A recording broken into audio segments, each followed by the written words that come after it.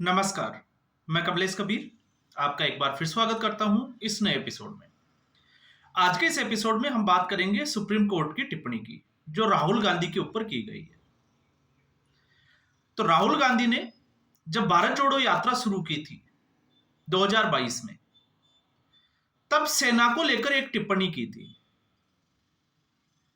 और उस वक्त सरकार के ऊपर भी आरोप लगाए थे कि सरकार जो है वो सैनिकों को बॉर्डर के ऊपर पिटवा रही है। और साथ में यह भी कहा था कि चाइना ने भारत की 2000 वर्ग किलोमीटर जमीन के ऊपर कब्जा कर लिया।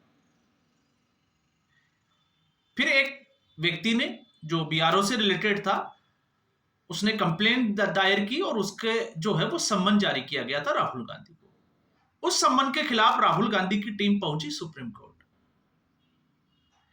अब सुप्रीम कोर्ट ने जो पूछा, तो यहां पर सवाल उठाए हैं राहुल गांधी की देशभक्ति की निष्ठा के ऊपर। अब आप सोचकर देखिए, अगर सुप्रीम कोर्ट यह कहता है कि कोई भी सच्चा भारतीय जो है वो इस तरीके की टिप्पणी नहीं करेगा, और फिर उससे आगे अगर हम बढ़ते हैं तो सुप्रीम कोर्ट ने यह भी पूछा है कि आखिर आपके पास इसके क्या सबूत है कि चाइना ने 2000 वर्ग किलोमीटर की जो जमीन है वो भारत की कब्जा कर ली है। तो इसका तो कोई जवाब जो है वो कांग्रेस पार्टी के पास है नहीं। तो अब आप सोच के देखो कि कांग्रेस पार्टी का हाल क्या है, और राहुल गांधी जो सपना देख रहे हैं भारत का प्रधानमंत्री बनने का, क्या वो भारत का प्रधानमंत्री इस तरीके से बन सकते हैं? ठीक है, एक वर्ग विशेष को मैं हर बार कहता हूं और अपने कार्यकर्ताओं को खुश करने के लिए आप एग्रेसिवली जो है वो ये सब कुछ बोल सकते हैं, ताकि उनको ये लगे कि आप नरेंद्र मोदी के खिलाफ जो है वो डटकर मुकाबला कर रहे हैं। लेकिन क्या देश की जो आम जनता है वो इससे प्रभावित होती है? और अगर इससे प्रभावित होती है तो 2019 विकास को लेकर और राफेल को लेकर इस देश में बहुत कुछ चला था। कांग्रेस पार्टी की रैलियों में राफेल के जो है वो आपको पता होगा पोस्टर तक जो है वो ले जाए जाते थे। तो क्या जनता ने कांग्रेस पार्टी को वोट किया? तो अब आपको जवाब मिलेगा नहीं। और उसके बाद 2014 के बाद स्थिति, केंद्र में जो चुनाव हुए राष्ट्रीय स्तर के, उसकी बात नहीं है, राज्यों में जो चुनाव हुए और कांग्रेस पार्टी ने जो मुद्दे उठाए, और कांग्रेस पार्टी नहीं, राहुल गांधी कांग्रेस ने जो मुद्दे उठाए, क्या वो जनता तक पहुंचने में कामयाब हुए? तो नहीं हुए। अब यहां पर अभिषेक मनु सिंह भी कमान संभाले हुए हैं राहुल गांधी की, और राहुल गांधी को आपको पता ही होगा 2 दिन पहले ही वकीलों के साथ जो है वो उनका एक संबोधन हुआ और उसमें कहा कि ऐसे वकीलों की जरूरत है जो बिना फीस लिए जो है, जो जिन लोगों के ऊपर गलत तरीके से मुकदमे चलाए जा रहे हैं उनके मुकदमे लड़े।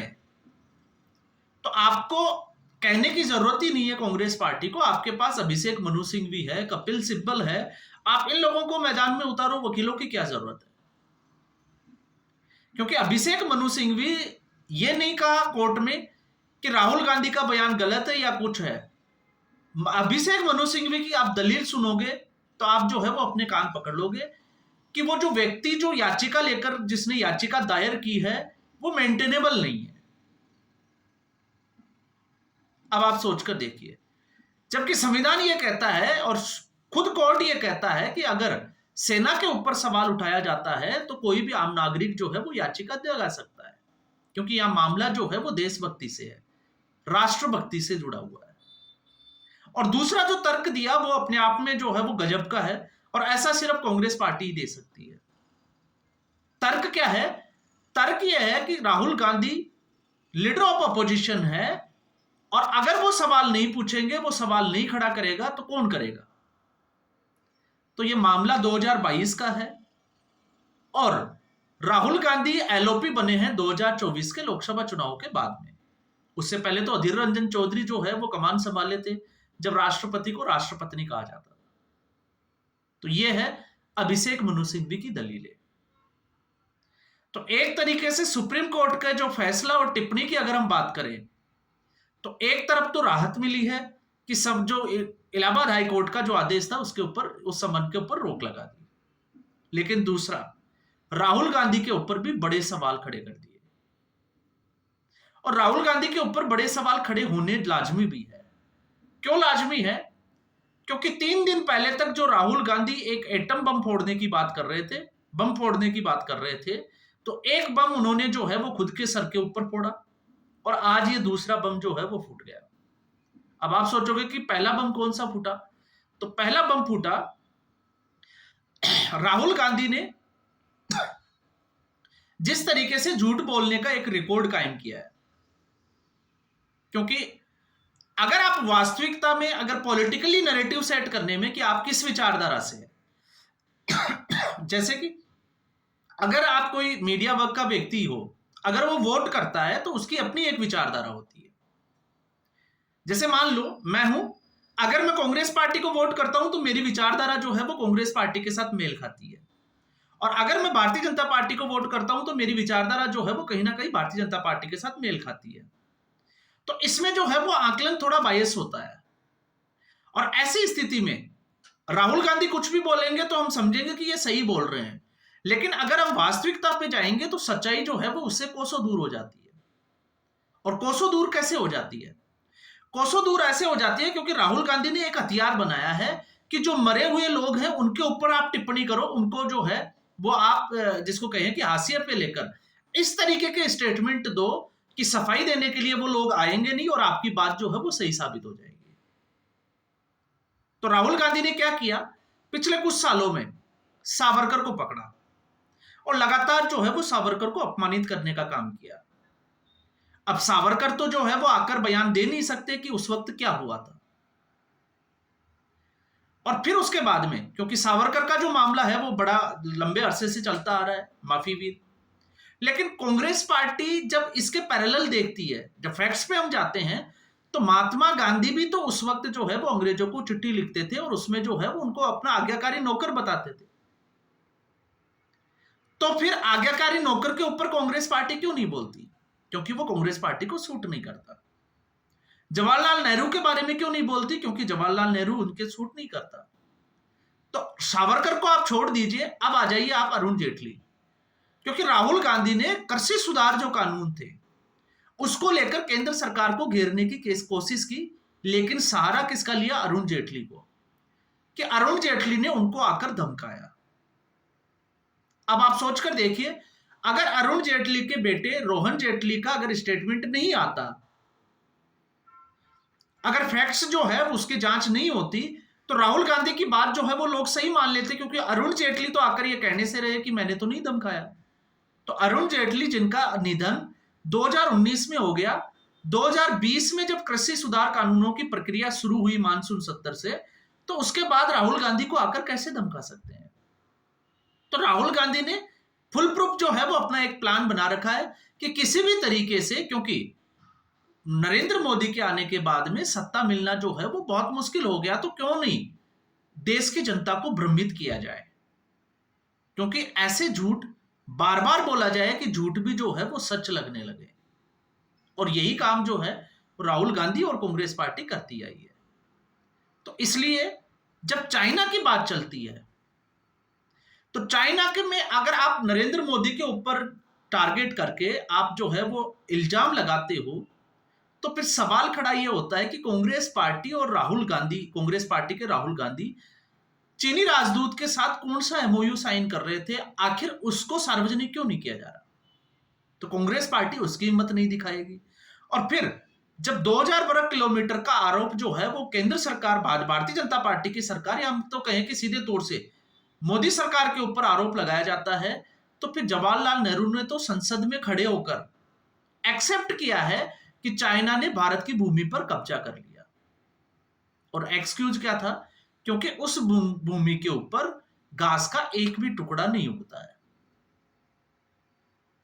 तो 1962 से लेकर 2014, तो राहुल गांधी बात करते हैं 2014 के बाद की, जिसके साफ तौर से अगर आप तथ्यों की बात करोगे तो तथ्यों से बिल्कुल दूर। लेकिन राहुल गांधी 2014 से पहले जो है वो कांग्रेस पार्टी ने क्या किया उसके ऊपर बात नहीं करेंगे, क्योंकि जिस वक्त सलमान खुर्शीद विदेश मंत्री थे, तो सलमान खुर्शीद ने चाइना के साथ कौन सी चीजों के ऊपर जो है वो सिग्नेचर किए थे? आज तक जो है वो कांग्रेस पार्टी ने ये नहीं बताया। तो सलमान खुर्शीद जब चाइना जाते हैं, फिर वहां पर जाके वो बातचीत करते हैं, क्या करते हैं क्या नहीं करते हैं, और उससे भी बड़ा यह है कि आखिर communist party of India CPI और कांग्रेस पार्टी के बीच में किस तरीके का गठबंधन है, कौन से एमओयू पर दोनों जो है वो आपस में सहमति जताते हैं। क्योंकि कम्युनिस्ट विचारधारा सीधे तौर से देश को तोड़ने की बात करती है, और उस देश को तोड़ने की बात में जब मैं ये कहता हूं कि आखिर राहुल गांधी के ये मुद्दे आम जन के ऊपर प्रभाव क्यों नहीं डालते हैं, तो उसका उदाहरण जो है वो आप कम्युनिस्ट पार्टी की जो राजनीति है उससे समझ सकते हैं। एक समय था जब कम्युनिस्ट पार्टी का दबदबा हुआ करता था साउथ इंडिया में, और आज स्थिति यह है कि कम्युनिस्ट पार्टी केरल के अलावा बिल्कुल जो है वो खत्म हो चुकी है।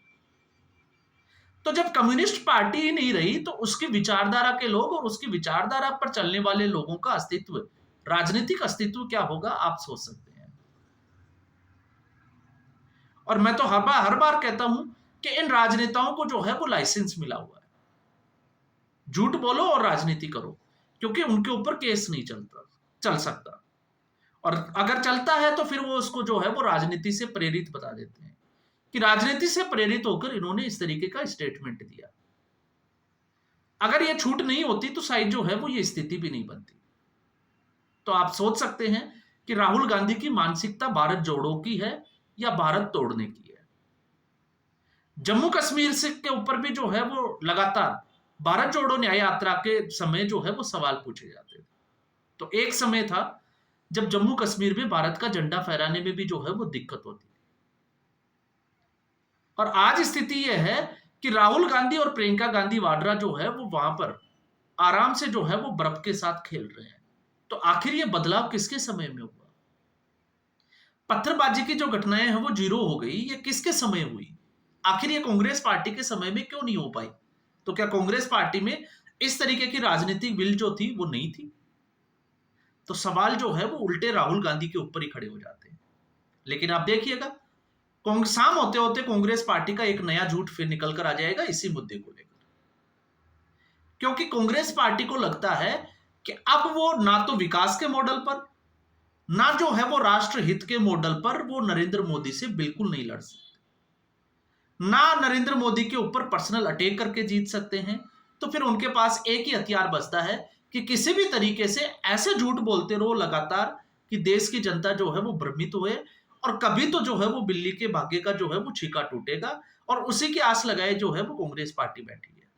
अब कब टूटेगा ये तो पता नहीं, लेकिन परिस्थितियां और जिस तरीके के स्टेटमेंट और जिन इन बयान बहादुरों के जो बयान आ रहे हैं, उससे तो यही लगता है कि ये सिर्फ और सिर्फ जो है वो इससे ज्यादा कोई जो है वो कुछ कर नहीं पा रहे हैं। तो इस एपिसोड में इतना ही। उम्मीद करूंगा वीडियो एपिसोड आपको पसंद आया होगा। वीडियो को लाइक करें, शेयर करें, चैनल जरूर सब्सक्राइब करें। धन्यवाद।